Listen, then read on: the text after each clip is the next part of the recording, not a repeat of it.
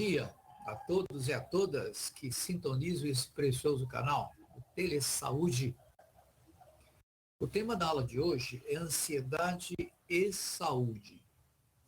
Eu já falei sobre esse tema mais ou menos quando eu comentei sobre a ansiedade e saúde mental. Eu agora quero comentar um pouco sobre a ansiedade e a saúde de modo geral. Mas, Miguel, por que você insiste na questão da ansiedade? Porque, de longe, é a principal queixa que a gente recebe, né? Quando nós estamos trabalhando com a teleconsultoria, a maioria, 80% das perguntas e das consultas estão relacionadas à ansiedade, né?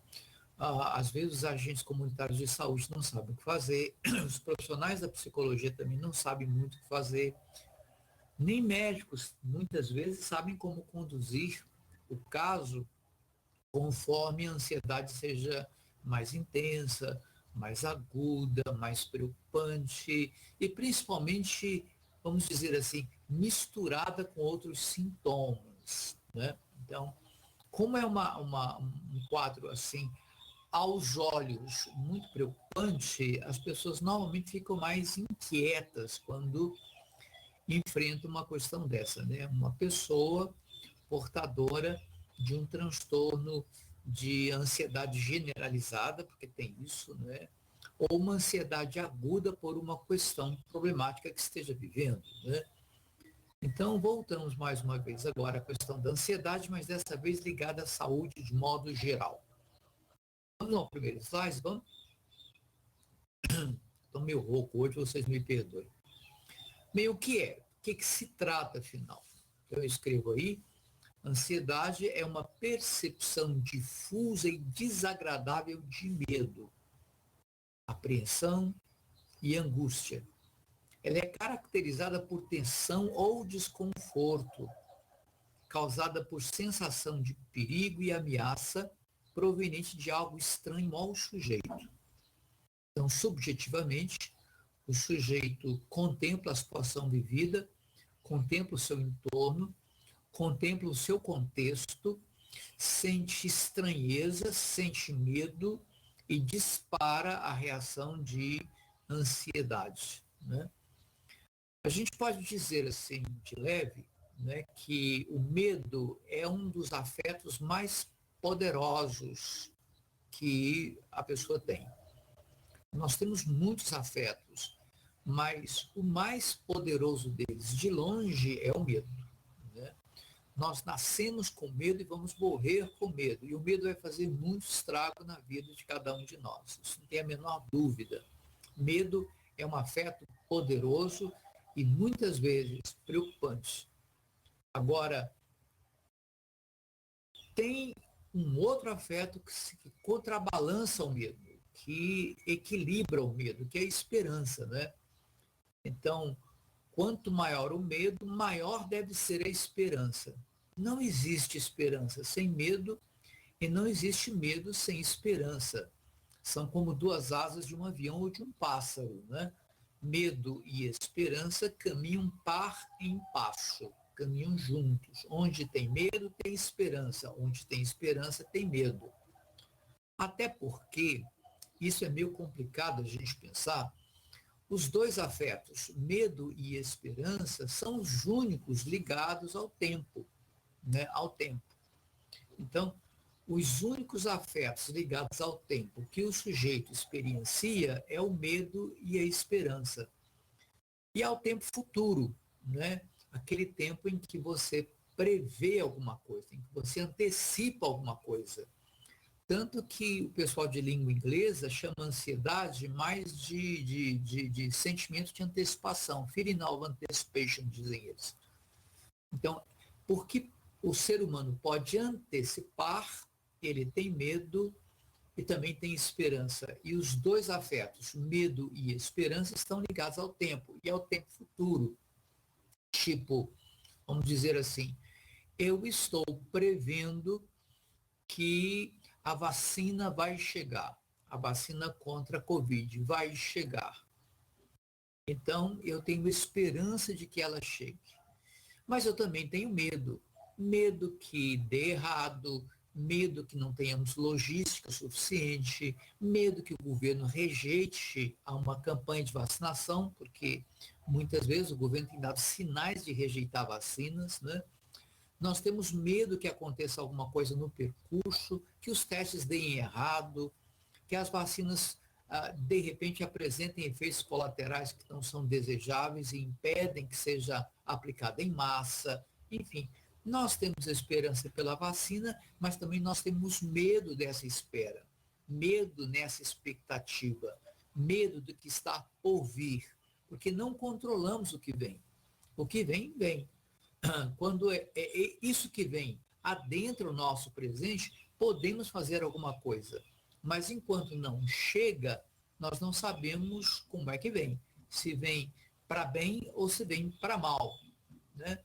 Antigamente, no sertão, né, nos sertões do Brasil, havia umas casas muito isoladas e chegavam os viajantes. E os viajantes gritavam, ô de casa, é de bem, é de bem. Abram a porta, por favor. É de bem. Porque quem estava dentro de casa não sabia se o viajante que chegava de uma banda ou de outra vinha para bem ou vinha para mal, né? Então, nós temos essa antecipação das coisas, é próprio nosso. E antecipando, nós temos a ansiedade. E dois afetos componentes da ansiedade muito ligados ao tempo é o medo e a esperança. Os dois caminham juntos, para em passo. Se tivermos muito medo, o jeito é buscar muita esperança. Muita esperança significa que o nosso medo é grande. Esses dois afetos são afetos poderosíssimos na vida humana e todos os experimentam, né? Os experimentam, esses afetos. Então, o sujeito estranha, não é exatamente algo familiar, o que vem do futuro, ele não sabe o que esperar, e não sabendo o que esperar, tem medo, mas também tem esperança. Pode dar errado, mas também pode dar certo. Né? No segundo tópico, eu comento assim: a ansiedade e o medo tornam-se causa de intenso sofrimento quando são muito intensos e desproporcionais, sem justificativa aparente. Ou seja, o tamanho do medo, o tamanho da preocupação, o tamanho do sofrimento não corresponde a uma causa que aparentemente justifique, né? Não corresponde. Então, há um certo exagero, há uma certa intensidade demasiada. Essa intensidade demasiada é desproporcional a uma possível causa. Então, esse exagero de intensidade, essa coisa que passa, tem um ditado que diz que tudo que é demais passa. E passa mesmo. E às vezes não sai pelo ladrão. Derrama mesmo. A caixa d'água derrama. A ansiedade é que nem água em caixa d'água. Pode derramar. Se for muito e não tiver escoamento pela esperança, por exemplo. Então, alguém com muita preocupação, com muita intensidade ansiosa, sem uma justificativa aparente, né, está numa situação de ansiedade que causa preocupação, ansiedade que deve merecer cuidado, uma ansiedade que nos interessa como profissionais de saúde. Né? Ok. Essa ansiedade assim intensa pode afetar negativamente a qualidade de vida, o conforto emocional ou o desempenho diário do indivíduo. A maior preocupação que temos como profissionais de saúde é que uma ansiedade crônica muito intensa e que tem episódios de acutização muito frequentes desabilite a pessoa para a convivência doméstica e para o trabalho. E aí nós temos então um problema de saúde, porque o corpo não responde, né, à demanda de trabalho, de providência, de ação. O corpo não coopera, o corpo fica em inércia, o corpo não age, a pessoa parece que fica colada à cama, colada à cadeira, colada no seu canto lá, sentada, sem ter coragem, sem ter disposição, sem ter motivação para levantar-se e agir.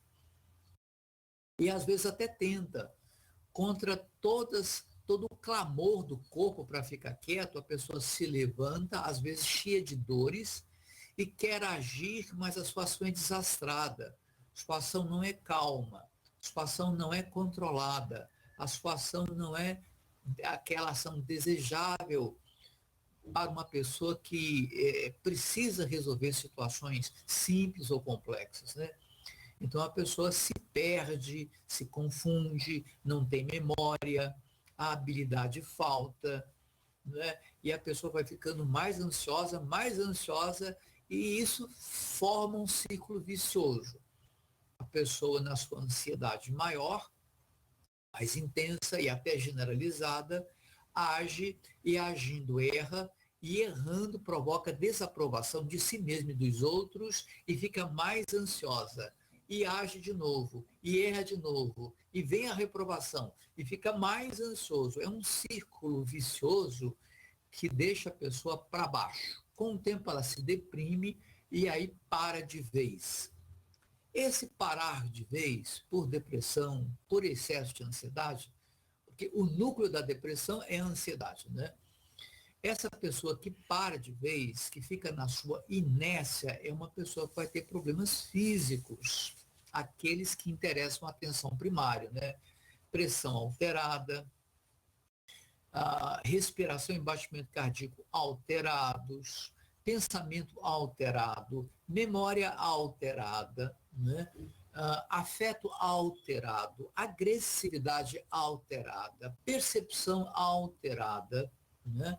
Julgamento das coisas prejudicado, né? Bom senso some, bom senso desaparece, não há bom senso, só há medo, medo, medo, sem esperança. Então, nessa situação de um círculo vicioso de problemas que só aumentam a ansiedade, só pioram o estado geral de saúde da pessoa, nessas situações cabe intervenção. É com esse quadro que as pessoas comparecem ao posto de saúde, a saúde da família, por exemplo, falando de dores no peito, dores no intestino, cólicas, pressão alterada, visão turva, perda de memória, fraqueza, fadiga, né? Humor alterado, enfim, elas procuram um posto de saúde com queixas somáticas, com queixas gerais, que vai desde dor nas pernas, dor nos pés, dor na coluna, até agressividade mais extremada, em que as pessoas brigam, se ofendem e às vezes até partem para vias de fato, brigam mesmo, no tapa, por causa dessa coisa, né?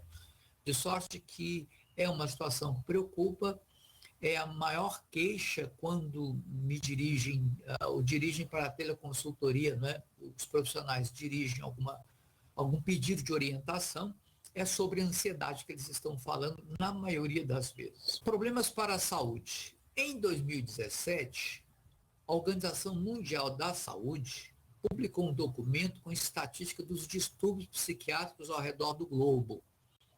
Os transtornos de ansiedade atingem um total de 264 milhões de indivíduos. Desses, 18 milhões são brasileiros.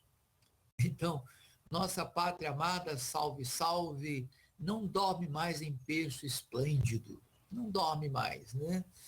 E nem sabe se os seus filhos mais vão à luta, né, por causa dela.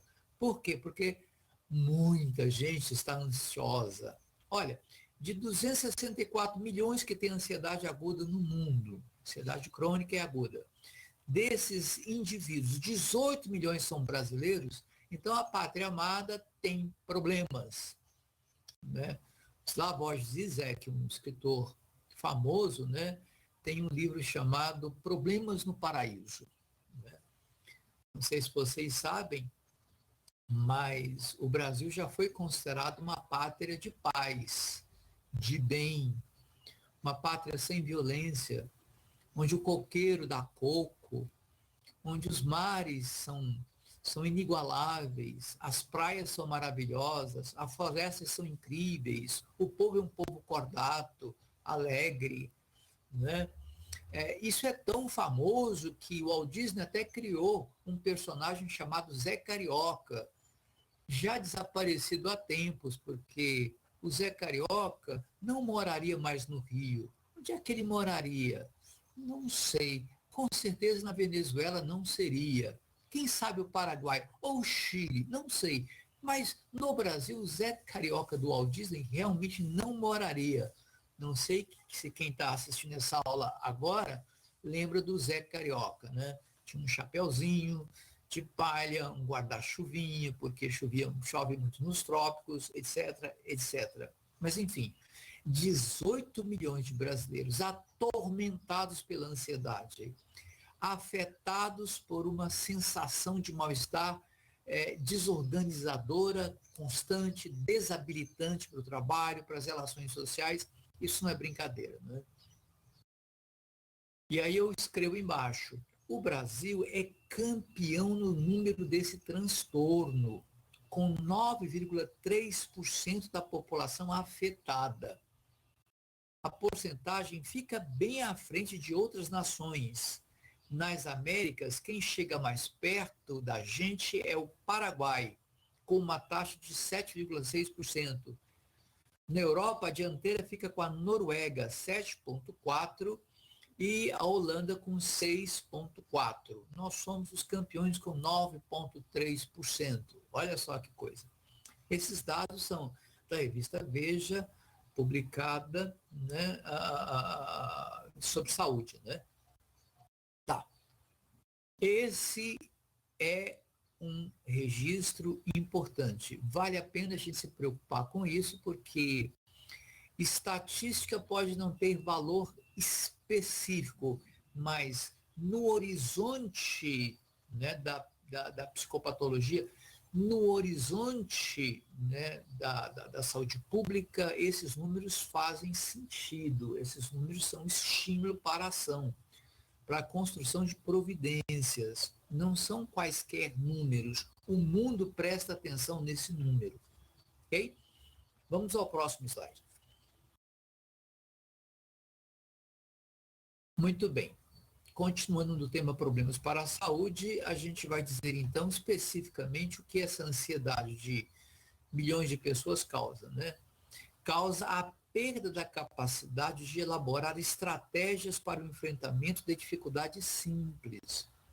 Vocês sabem que o comportamento tem que ser ativo, aliás, tem que ser proativo na direção de objetivos e metas. Então, todo mundo tem que ter objetivos e metas. É assim que a gente vive. De maneira produtiva, trabalhando, se relacionando. A gente quer atingir as metas pessoais e nós temos nossos objetivos pessoais. Todos nós temos. Mas quando pinta a danada da ansiedade na sua intensidade, nós vamos ter problemas no paraíso. Que problemas são esses? A primeira a dançar, o primeiro problema a aparecer é a formulação de estratégias. Né? O lobo frontal cuida disso, mas ele inundado pela água suja, pela enchente da ansiedade, em termos de muita adrenalina, muita preocupação, muita toxina, esse lobo frontal, então, ele entra num semicolapso e perde a sua capacidade de formular estratégias. Quem tem um objetivo necessariamente deve formular estratégias para alcançar esse objetivo. Por exemplo, o objetivo de uma pessoa, preparar seu almoço. Então, ele tem que ter uma estratégia. Suponhamos que a estratégia dele seja de usar o fogão e o forno. Para usar o fogão e o forno, ele precisa de ingredientes. Ele precisa saber usar o fogão e o forno. Ele precisa conhecer temperos. Ele precisa saber o timing de assar e de cozinhar. Qual é o timing do arroz? Qual é o timing dos legumes? Qual é o timing da carne? Qual é o timing do que ele está fazendo? Né? Porque O tempo para o arroz ficar pronto é diferente do tempo para o feijão ficar pronto, diferente do tempo para a carne ficar pronta, diferente do tempo para os legumes ficarem prontos. Cada um tem seu tempo. E quem vai cozinhar tem que elaborar tudo isso em termos de uma estratégia em que o objetivo, que é o almoço, fique pronto, fique bom, fique gostoso, cozinhando ou assando cada coisa no seu tempo. É preciso uma elaboração estratégica muito fina para isso, muito complexa. E a pessoa excessivamente ansiosa não vai conseguir. Gente, eu não sei por que eu estou queimando tanto minha carne. Eu não sei porque eu sapequei os legumes. Por que eu deixei o arroz queimar até cheirar a casa inteira? É porque a capacidade de formulação de estratégias para a cozinha não está funcionando. E se não está funcionando para a cozinha, não vai funcionar em nenhum outro nível. Vai haver atropelos, vai haver ou muita pressa ou muita lentidão. Né? O problema das pessoas ansiosas não é realmente ter o seu tempo para fazer as coisas. Às vezes as pessoas dizem, não, eu estou sem tempo. Não é muito esse o problema, não. O problema é que o neurótico ansioso, ou ele está muito apressado, ou ele está muito atrasado. A maioria dos problemas do ansioso vem desses dois polos. Ou o ansioso está muito atrasado, porque deixou atrasar tudo, porque ficou inerte, ou está muito apressado, está correndo demais porque já atrasou muito, agora tem que correr muito. Tem um ditado que diz que quem tem pressa come cru, o apressado come cru. E o que é muito lento e muito atrasado costuma, né, deixar queimar as coisas. Olha só. Então, há um problema na formulação de estratégias, seja em casa, seja no trabalho, seja nas relações. Para alcançar os objetivos, o neurótico ansioso, que tem transtorno de ansiedade crônica, acutizada, por exemplo, ou geral, por exemplo, vai ter problema em estratégias para alcançar seus objetivos e cumprir suas metas. Então, esse é um problema sério, porque a pessoa vai se sentindo fracassada, perdida, sem autoestima, até que para, a não ser que alguém acuda. Ok. Um outro problema para a saúde é a inércia no projeto mais importante da vida, que é o nosso projeto pessoal. Porque a visão antecipativa que nos ajuda a planejar, formular estratégias e a obter forças para a luta, porque é preciso lutar, vida é luta, quem vive luta e quem luta sofre, e muitas vezes as pessoas são protagonistas do seu viver, quer dizer, estão na linha de frente, estão lá na primeira linha do campo de batalha, lá no embate mesmo. Esses que estão lá no embate precisam ter uma visão de antecipação boa para poder se preparar para o que vem, minimamente. Minimamente. Há um autor que eu gosto muito que diz que o futuro é a projeção do presente. Então, a mente projeta o presente até onde pode, numa tentativa de antecipar o que vem e mais ou menos se preparar para o enfrentamento como protagonista. Ora, se de repente, né, nós estamos pela ansiedade mergulhados em inércia, não vamos ter essa antecipação. Então o futuro nos atropela.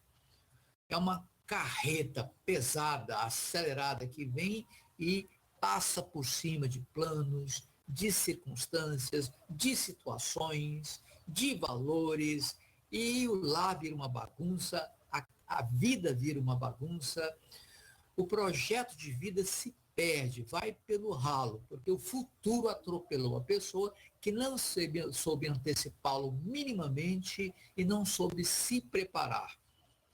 Né? Então, essa ausência de antecipação, esse esperar o problema vir acelerado, sem tomar providências, nós chamamos de inércia. Né?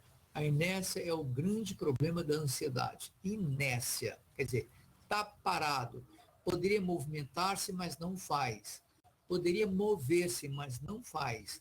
Poderia levantar-se e enfrentar com as armas que tem, mas não faz.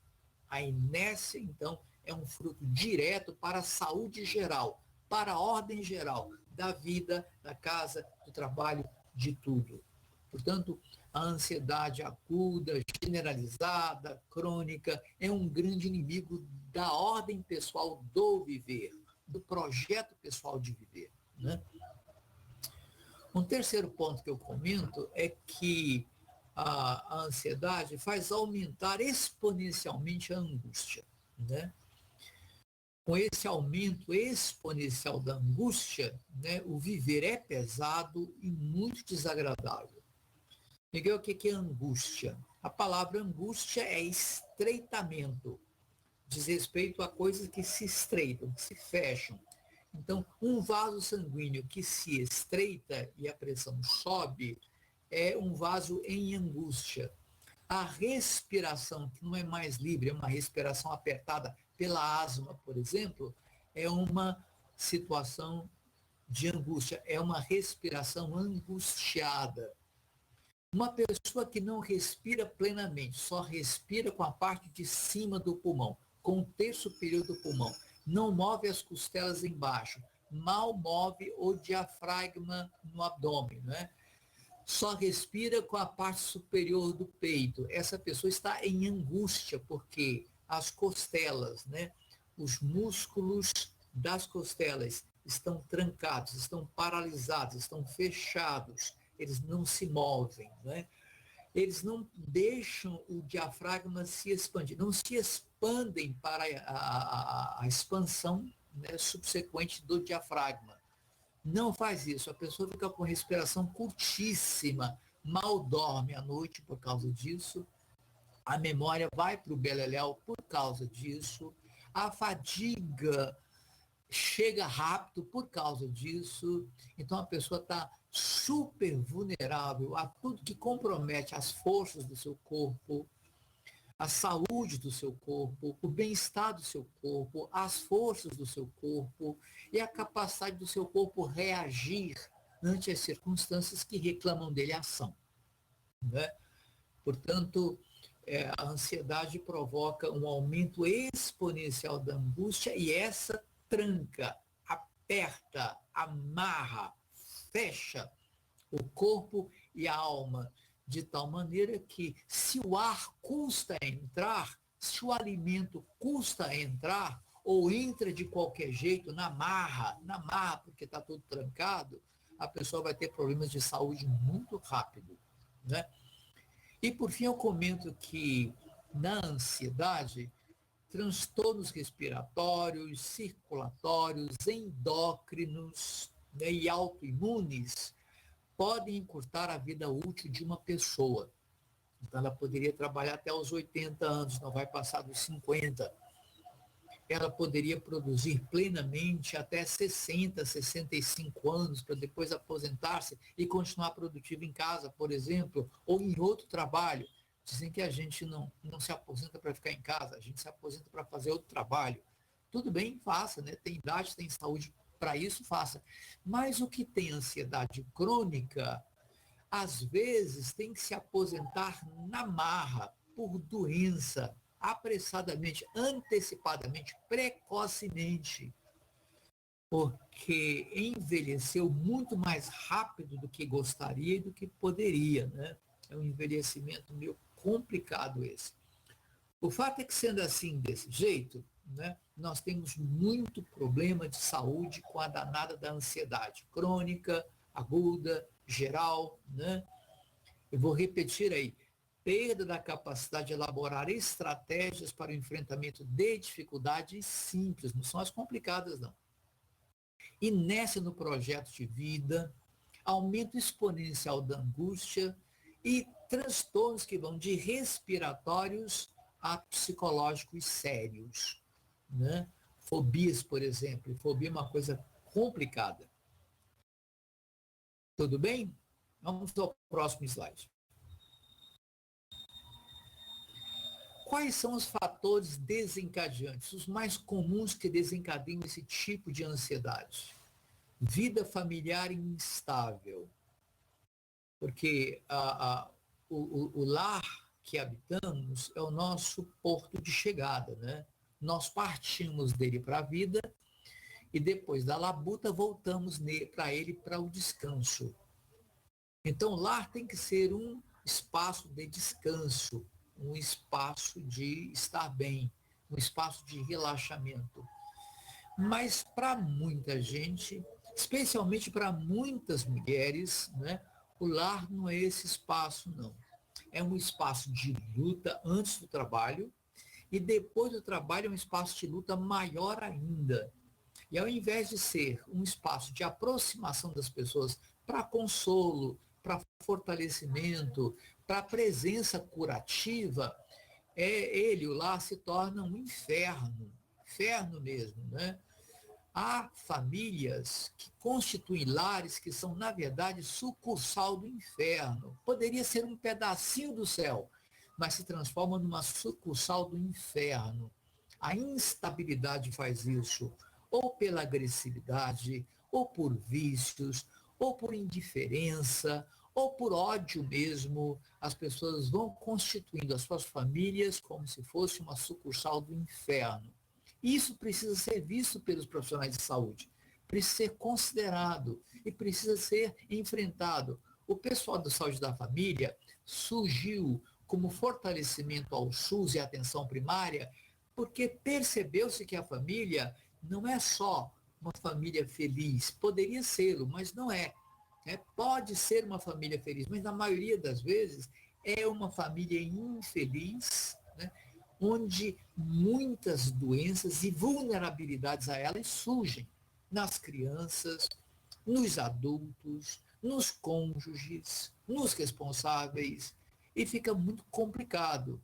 Então, para dar algum encaminhamento à situação de ansiedade aguda, generalizada, crônica, é preciso, então, avaliar, é preciso identificar o que está tornando aquele lar uma sucursal do inferno. Que é isso, né? Tá bom. Mais recentemente, nós estamos convivendo com aquilo que nós chamamos de relações tóxicas. O que são relações tóxicas? Há muitas mulheres casadas com homens portadores de psicopatia. Miguel, o que é psicopatia? Homens com psicopatia são aqueles homens que parasitam seus lares. Eles produzem pouco e tiram muito. Eles se aproveitam da força de trabalho da mulher, dos filhos e fazem muito pouco. Eles são pessoas que se beneficiam, né, do trabalho dos outros, do esforço dos outros, do dinheiro dos outros, sem dar quase nada em troca, ou nada em troca, né? Eu conheço muitos homens que são capazes de tirar o dinheiro de alimentar os filhos para droga, por exemplo, para bebida, por exemplo, para jogo, por exemplo, ou para simplesmente gastar com coisas supérfluas. Esses são psicopatas, porque fazem isso há muito tempo. Parasitam seus familiares, parasitam a sociedade, né? Muitos políticos são classificados como psicopatas porque eles estão muito mais interessados em parasitar a nação, o cofre nacional, o dinheiro nacional que deveria chegar à sociedade de maneira mais abundante, de maneira suficiente, mas não chega porque ele é parasitado por políticos psicopatas que pegam o dinheiro para si, para os seus interesses, antes que ele chegue ao povo e ao bem-estar social. Então, a convivência com psicopatas é uma convivência tóxica. Há pessoas desonestas, há pessoas que têm uma tendência terrível, uma doença pelo álcool, pela cocaína, pelo crack, etc., que produzem relações tóxicas. Há pessoas deprimidas, muito agressivas, e essa agressão também provoca situações de convivência tóxica, enfim, há N situações. Agora, cada ambiente em que as relações são tóxicas tem as suas causas, os seus causadores, os seus gatilhos. O importante para o profissional de saúde primária, da atenção primária, é identificar quem são os elementos que provocam uma tensão tão forte, tão intensa no ambiente doméstico, por serem psicopatas, ou viciados, ou desonestos, ou agressivos, ou violentos, provoca uma situação tão tóxica que é preciso que sejam, vamos dizer assim, sejam alertados, sejam impedidos, sejam de alguma maneira chamados à atenção, haja uma intervenção nesse lar. Eu já atendi muitas famílias em que os pais deixavam literalmente os filhos passarem fome. Onde vocês gastam o dinheiro que ganham? Nós fazemos muita coisa, viajamos. E os filhos, com quem ficam? Ficam com a avó. A gente vai conversar com os filhos dizem, não, nossa avó não tem condição de cuidar de nós passamos fome. Então, essas relações tóxicas são relações que normalmente, todos, inclusive profissionais de saúde da atenção primária, costumam ficar indiferentes. Não dão muita bola, acham que a vida é assim. É assim. Deus permitiu, né? Não é importante, o problema é grande demais, não se pode fazer nada, os fortes que sobrevivam. A atenção primária não foi criada no SUS para isso, não foi elaborada para isso, muito menos a estratégia de saúde da família foi elaborada para essa indiferença, né? Esses esquemas de trabalho foram elaborados, criados dentro do SUS para as pessoas não ficarem indiferentes a relações tóxicas por psicopatias, violências, agressividades, fome ou o que seja, né? É preciso fazer alguma coisa. Agora, uma professora disse uma vez, não sou eu com o giz na mão e com o quadro negro que vou resolver o problema do Brasil. Nem se espera isso dela. Mas se cada um fizer a sua parte de maneira honesta, de maneira inteligente, de maneira criativa, eu acho que vamos ficar um pouco melhor. Não tem jeito, não há como aceitar, profissionais capacitados, treinados, gente inteligente, gente que pode fazer alguma coisa, cruzar os braços e dizer, isso não é comigo, isso não me diz respeito. Vá conversar com a chefia, vá conversar com a hierarquia, olha o governo como é que está. Se o governo não faz, então um pouco eu vou fazer. Nós viemos a esse mundo para fazer um pouco. E vamos sair dele sem completarmos nada, porque nossa vida é muito curta. Mas se cada geração fizer a sua parte, o mundo vai ficando cada vez melhor, no tempo, no tempo. O tempo passa e isso é bom.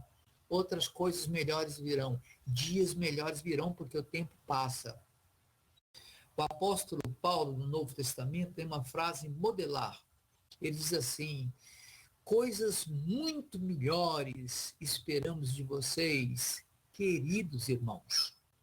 Então, esperamos de cada um que tem alguma responsabilidade, algum poder de ação, coisas muito melhores do que atualmente vemos nesse Brasilzão de Deus, né? Tá. Uma outra causa da ansiedade, do desencadeamento da ansiedade, é a vida laboral incerta e opressora. Porque a indicação para cargos públicos de responsabilidade, né, que envolvem hierarquia, por exemplo, chefias, coordenações, gerências, superintendências, etc., porque a nomeação é política e porque diz respeito ao poder, muita gente maluca, mas maluca mesmo de pedra, está querendo esses postos. Porque ganha mais ou não ganha, porque fica importante, etc. E o maluco, aquele que tem transtorno mental severo, adora poder, especialmente o bipolar. Ele adora o poder, ele vive do poder, pelo poder.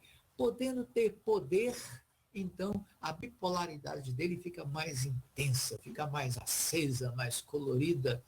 É difícil lidar com o bipolar. E tem muita gente no lugar de preponderância bipolares, que se beneficiam do poder de uma maneira doentia. Então perseguem, oprimem, deixam a vida laboral incerta. Há uma diferença clara entre chefia e liderança. Chefia é aquele que manda e não quer saber. Quer saber que houve obediência ao mando. Então, são pessoas de mando. O poder se manifesta pelo mando. Liderança, não. Liderança é aquele que vai na frente, toma os seus trabalhadores, a sua equipe como companheiros, como colegas, como amigos, como irmãos. O líder vai na frente abrindo o caminho. Deixa a minha gente passar. Deixa a minha gente fazer o que precisa fazer. Deixa a minha gente fazer o que gosta de fazer, para que tenhamos prazer e tenhamos produtividade nesse trabalho que é precioso. Então, o líder vai na frente, abre caminho, incentiva, motiva, levanta os que se caíram pelo caminho e vai estabelecendo uma atmosfera de maior prazer e de maior companheirismo, para que todos caminhem juntos como equipe. O chefe não, o chefe manda e não quer nem saber. Faz uma viagem não sei para onde, volta e pede satisfação do que foi exigido. Não é assim que a atenção primária trabalha bem. Ela pode até trabalhar sob opressão, mas trabalha mal, né? Então, a vida laboral incerta é outra causa de ansiedade complicada, né? Outra causa, vida sentimental infeliz, né? Tem um ditado que diz que há mulheres que só não se casam com sapo porque não sabem qual é o macho. Mas se soubessem quem era o macho, teriam toda a condição de se casarem com o sapo. Porque quem sabe com um beijo eles viram príncipe, né? Então, essa é uma questão complicada. É vida sentimental em que uma pessoa arriscou tudo, arriscou seu bem-estar, arriscou sua felicidade, arriscou o seu lar, sua família, arriscou até sua vida. E deu com os burros na água porque estava escrito nas estrelas que aquele não era um par interessante. Tem muita gente nessa vida que deixou de ser um par interessante. Realmente deixou de ser um par interessante. Não é mais. Já foi, não é mais, ou nunca foi um par interessante. Então a pergunta é, por que que principalmente esses que nunca foram pares interessantes, de repente uma pessoa boa, uma pessoa inteligente, uma pessoa criativa, uma pessoa legal, vai e arrisca a vida com esse par? Olha, essa questão é tão complicada que uma grande parte do suicídio de mulheres e até de homens se deve à vida sentimental infeliz, sabiam? Né? Nós vamos ler os bilhetes que elas, o que eles deixam, e lá está a história de um amor não correspondido, um amor que foi uma escolha terrível, um amor que causou muito sofrimento, que deixou muitas marcas, etc, etc, etc. Eu sei que é difícil escolher, nós sabemos disso, mas às vezes a escolha é ruim demais, vai dar problema, né? Então, é a moça que escolhe um homossexual que gosta de outro homem para casar-se. Ele até consente, mas ele não vai ter muitas condições de sustentar esse casamento, porque a homossexualidade dele, né, pede outro companheiro, pede alguém igual a ele, não uma mulher. Outra situação também é a pessoa viciada. Ela é viciada há 15, 20 anos em cocaína, não confessa isso, mas o comportamento da pessoa é claro. É uma pessoa que consome cocaína. A cocaína aumenta a agressividade. A cocaína diminui a competência da pessoa em trabalhar e em conviver. A cocaína atrapalha as percepções, atrapalha o pensamento, atrapalha muita coisa, né? Agora, uma pessoa que consome cocaína, de repente o par descobre isso e assim mesmo se casa, se une. Por quê? Não é uma pessoa própria. Miguel, mas e se essa pessoa se tratar e curar? Isso aí é uma outra história, mas doente não é um caso de contrair matrimônio. Quando a gente sai a campo e começa a perceber as famílias, a gente sabe que isso foi feito numa pesquisa pela Universidade Católica há muitos anos atrás, a PUC de hoje, né? Onde laços familiares foram estudados e a maioria, a grande maioria, mais de 70% dos entrevistados declararam que eram infelizes no casamento porque o par ou os filhos desobedientes ou o par infiel ou par agressivo, o par violento, lhes faziam mal. Então a família não podia declarar-se feliz, porque aquela felicidade de novela da Rede Globo não se realizava porque as pessoas não estavam à altura, né, da responsabilidade de assumir um lar. E isso deve preocupar principalmente o pessoal de saúde da família, né? Essas escolhas sentimentais infelizes, porque elas não fizeram isso querendo o mal para si mesmas, mas de alguma maneira isso aconteceu. Alguma maneira disso ser minorado, de alguma maneira disso ser, né, encaminhado, alguma maneira disso não causar tanto prejuízo e mortes, alguma maneira. Né? Eu conversei com um menino de 12 anos, cujo pai bebia muito. Eu dizia a ele que ele ficasse calmo, que eventualmente a situação se resolveria. E ele disse: doutor, não fico calmo não, estou inclusive com um revólver debaixo do meu travesseiro. Eu perguntei: você tem 12 anos, já conseguiu um revólver? Já, tenho um revólver sim. Quem te deu? Não conto, mas eu tenho um revólver carregado debaixo do meu travesseiro. Se o meu pai vier espancar de novo minha mãe, eu atiro. E não são raras as histórias de filhos que matam pais violentos que espancam suas mães, né? Olha que tragédia, olha que coisa ruim. Então, a mulher lá pelas tantas se sente culpada pela escolha infeliz que fez, mas ela é impotente, foi impotente para a escolha, é impotente para conviver com a sua escolha, mas deve haver algum modo dela ser apoiada, deve ser de ser acompanhada, de ser melhor compreendida, de ser amparada.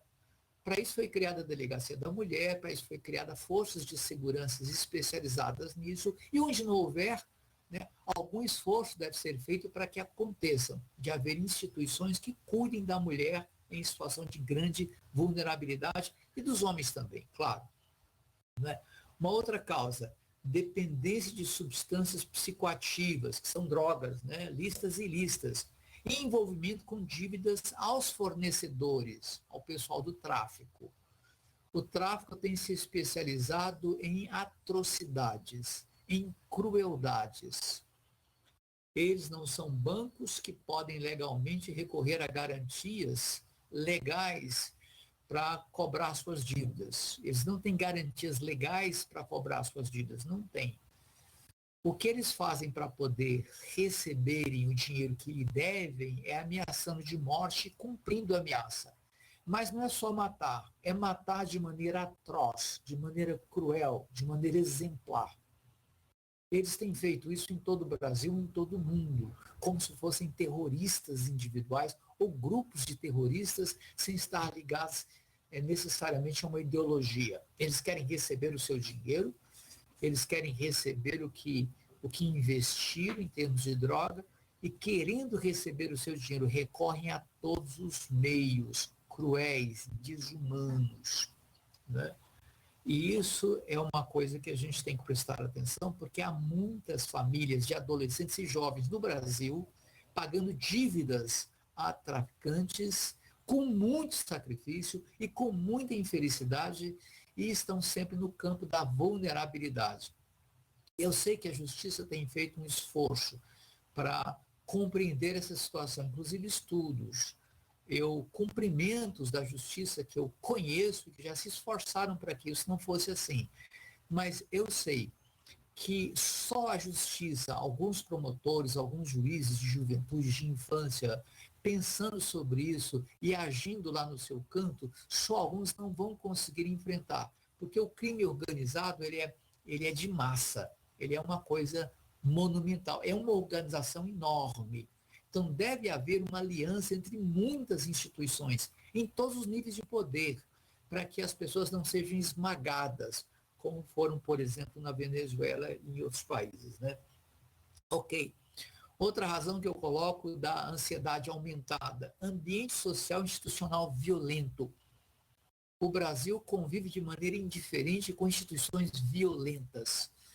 Miguel, quais são as instituições violentas? São aquelas que maltratam os seus clientes, os seus usuários, que humilham os seus usuários, que não dão nenhuma esperança de ajuda, de apoio aos seus usuários. São instituições que deviam servir a população e, pelo contrário, exploram humilham, violentam e abandonam essas populações a quem deviam ajudar, né, apoiar. São muitas essas instituições, de escolas a hospitais, de instituições públicas a instituições privadas, como nós vimos, por exemplo, o caso de muitas instituições riquíssimas trabalhando contra a saúde, contra o bem-estar e contra o progresso da sociedade, né? Ok. E a última que eu coloco aí, que seria uma causa importante do aumento de ansiedade, é a desesperança proveniente de depressões e fracassos pessoais. Porque onde não existe um ambiente favorável, as pessoas fracassam. Onde não existe apoio suficiente, as pessoas fracassam. Onde não existe saídas suficientes, esperança, meios de esperança suficientes, as pessoas têm fracassos pessoais que conduzem a baixa autoestima e a depressões horrorosas, a depressão maior, que leva ao suicídio tantas vezes, né? Próximo. Aí estamos caminhando já para o final. Sugestões para apoiar os que sofrem os malefícios da ansiedade crônica. Primeiro, ajudar pessoas ansiosas a abandonar a crença em mitos supersticiosos e paralisantes, né? Então, muitas vezes, uma pessoa, na sua ignorância, recorre supersticiosamente a certos mitos, né, a certas crenças que não ajudam, só paralisam, né, só paralisam. É o caso de muitas pessoas que têm, por exemplo, uma dependência supersticiosa muito grande de certos rituais, né?